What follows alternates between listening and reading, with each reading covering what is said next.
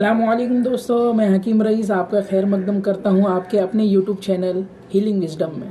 दोस्तों, जैसा कि आपको पता है कि हमने एक सीरीज़ स्टार्ट की हुई है हिकमत के ऊपर। जैसा कि आपको पता है, हम हिकमत के बारे में लोगों को जानकारी दे रहे हैं कि हिकमत क्या है। तो दोस्तों, उसी का आगाज़ करते हुए मैं आपको ये बताना चाहता हूँ कि हिकमत जो है, जैसे कि पुराने ज़मानों में लोग हकीम हुआ करते थे, उन्हीं को हिकमत कहते हैं, उसी चीज़ को हिकमत कहा जाता है। जैसे आज के दौर में जदीद साइंस इतना मॉडर्न साइंस इतना तरक्की कर चुका है, तो लोग डॉक्टरी लाइन से आगे पढ़ाई कर रहे हैं और नई नई बीमारियों के नए नए इलाज देखे जा रहे हैं।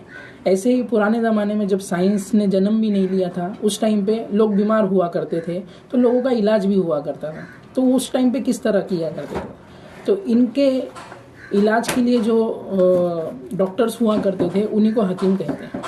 दोस्तों, हिकमत में हम हर चीज़ को देखते हैं। जैसे कि आज डॉक्टर्स के पास हम अगर किसी इलाज के लिए जाते हैं तो सबसे पहले वो हमारी रिपोर्ट्स मांगता है, यानी वो ब्लड टेस्ट करवाते हैं या अदर्स कोई भी टेस्ट करवाते हैं, एक्सरेज करवाते हैं, सोनोग्राफी करवाते हैं, या इसी तरह जो भी उनके लिए जो चीज़ें आगे दरकार है, चीज़ें जिनको देखकर वो बीमारी का हल निकाल सके, वो चीज़ों का टेस्ट करवाया जाता है। तो ऐसे ही दोस्तों, हिकमत में भी यही होता है कि अगर आपको बीमारी है तो वो कहाँ से, उसकी स्टार्टिंग कहाँ से हुई, उसकी जड़ कहाँ पर है, ये चीज़ें देखनी होती हैं। दोस्तों, कोई अगर सर के दर्द का मरीज़ है तो इसमें हम ये नहीं कह सकते कि सर पे हाथ लगाओ और दर्द चला जाएगा, नहीं, उसके पीछे रीजंस क्या हैं, इन चीज़ों को हमें समझना होता है। जब इन चीज़ों की जड़ तक हम जाएंगे और डीप में जाने के बाद हमें एक उसका स्टार्टिंग पॉइंट मिलता है कि ये किन वजूहात की वजह से ये दर्द हो रहा है, तो उसका हम फिर सॉल्यूशन निकालते हैं और उसके ज़रिए फिर लोगों का इलाज करते हैं। तो दोस्तों, इसी सीरीज़ का आगाज़ करते हुए हम लोगों को इन चीज़ों से अवेयर कर रहे हैं, जो कि तिब्बे नबी सल्लल्लाहु अलैहि वसल्लम, जो आप सल्लल्लाहु अलैहि वसल्लम के ज़माने में आप सल्लल्लाहु अलैहि वसल्लम लोगों को इलाज के तौर पे बताया करते थे।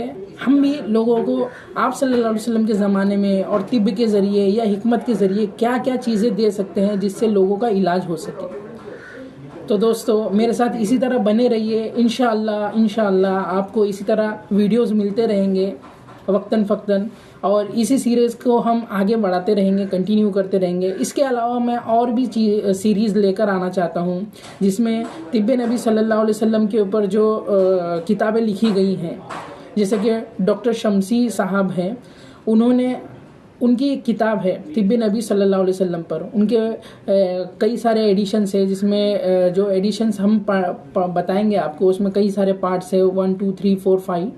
तो इस तरह वो पार्ट्स को हम उन किताबों के हवाले से आपको आप सल्लल्लाहु अलैहि वसल्लम ने जो भी तिब्ब के ज़रिए जो हमारी रहनुमाई फरमाई है, उन चीज़ों को आप तक लेकर आएंगे ताकि आपकी सेहत बरकरार रहे। दोस्तों, ये कहा जाता है ना कि तंदुरुस्ती हज़ार नेमत है।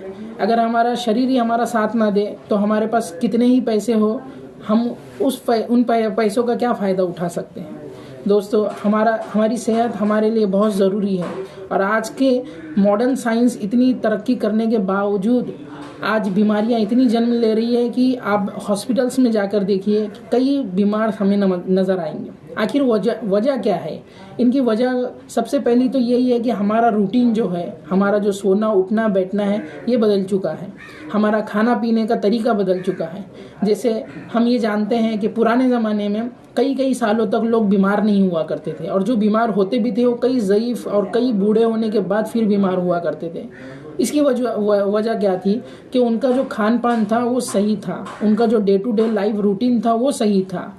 वो सुबह जल्दी उठते थे, रात को जल्दी सोते थे, वो हर काम में आगे पहल करके उन कामों को किया करते थे जिनसे उनके बदन में तंदुरुस्ती रहा करती थी। वो जो खाते थे उसमें न्यूट्रिशन पावर ज़्यादा होती थी, क्योंकि वो गावरान चीज़ें खाते थे, प्योर चीज़ें जो ज़मीन से हमें मिलती हैं।